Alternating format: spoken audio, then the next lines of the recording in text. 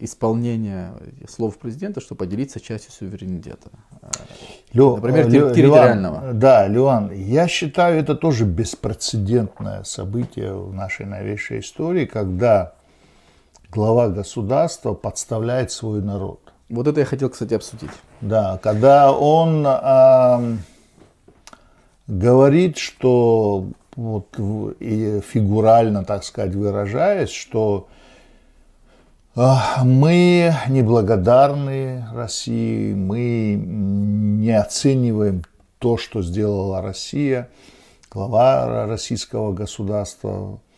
На самом деле это не так, совершенно не так. Абхазцы все с благодарностью относятся к России и понимают, какую роль Россия играет в нашей новейшей истории, признав Абхазию, сделав так, что мы стали признанным государством, обеспечение признания – это заключение союзнического договора, да, где мы имеем и свои права, и обязанности, да, мы союзники, мы создаем общий контур безопасности, и связанные с этими базовыми вещами, значит, военная составляющая, дипломатическая составляющая, экономическая составляющая.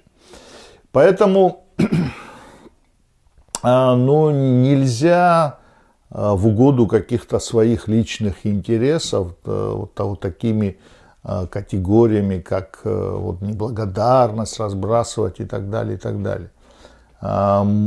И это демонстрируют последние события. Абхазия – это союзник, верный союзник.